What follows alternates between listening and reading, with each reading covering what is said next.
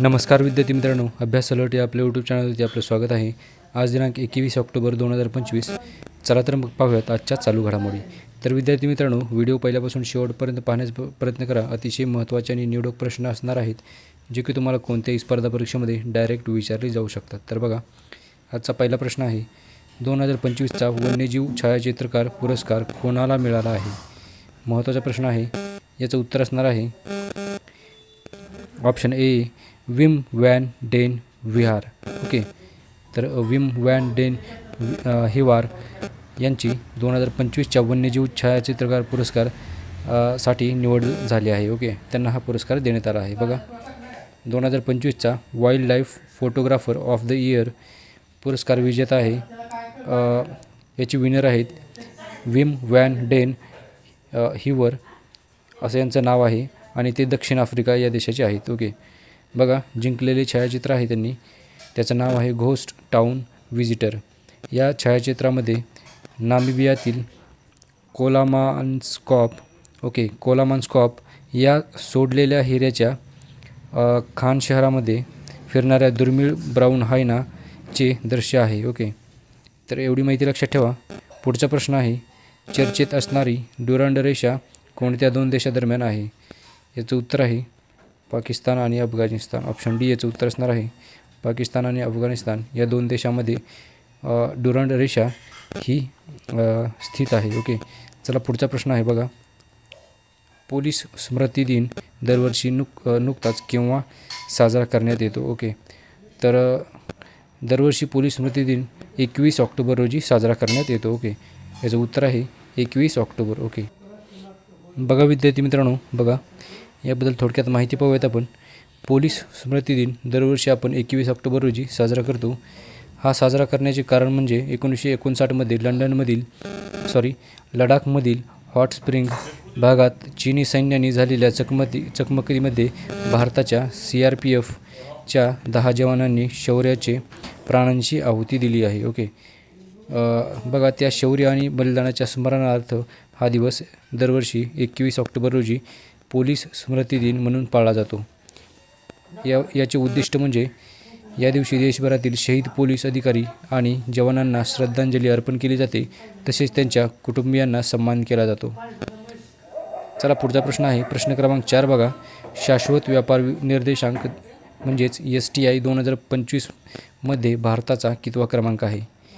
तर बघा, याचं उत्तर असणार आहे ऑप्शन सी 23वा। ओके, तर 23वा क्रमांक आहे शाश्वत व्यापार निर्देशांक 2025 मध्ये भारताचा। ओके, लक्षात ठेवा, महत्त्वाचा प्रश्न आहे।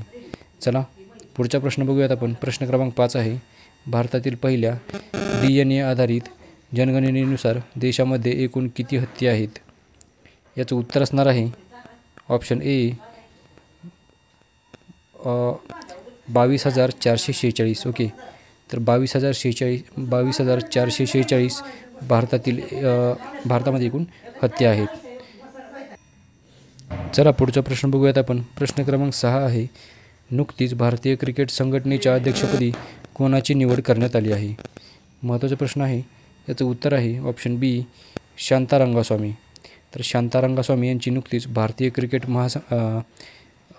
संघटनेच्या अध्यक्षपदी निवड करण्यात आली आहे। तर यांची भारतीय क्रिकेट संघटनेच्या अध्यक्षपदी नुकतीच निवड करण्यात आली आहे।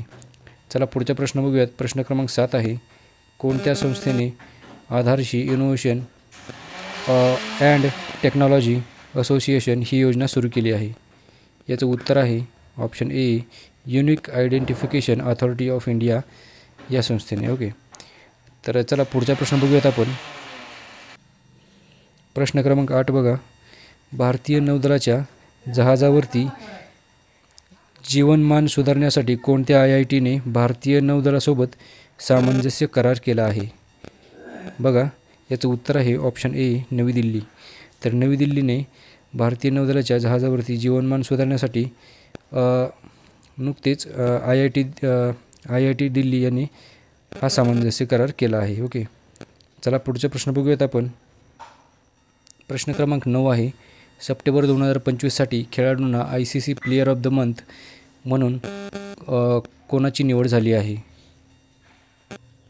बघा मित्रांनो, याचं उत्तर असणार आहे ऑप्शन सी, वरीलपैकी दोन्ही. ऑप्शन सी याचं उत्तर आहे. म्हणजेच अभिषेक शर्मा आणि स्मृती मंदाना या दोघांच्याही सप्टेंबर 2025साठी प्लेयर ऑफ द मंथ म्हणून निवड करण्यात आली आहे. चला पुढचा प्रश्न बघूयात आपण. आजचा शेवटचा प्रश्न आहे. कोणत्या राज्य सरकारने 5 लाख रोजगार निर्मितीसाठी 500 अब्ज डॉलर्सचा बांबू उद्योग धोरण सुरू केले आहे? याचं उत्तर असणार आहे महाराष्ट्र. ओके. ऑप्शन ए याचं उत्तर असणार आहे. तर महाराष्ट्र सरकारने 5 लाख रोजगार निर्मिती करण्यासाठी 500 अब्ज डॉलर्सचा बांबू उद्योग सुरू केला आहे. ओके. तर माहिती लक्षात ठेवा. विद्यार्थी मित्रांनो, भेटूयात आपण उद्याच्या व्हिडिओमध्ये. धन्यवाद.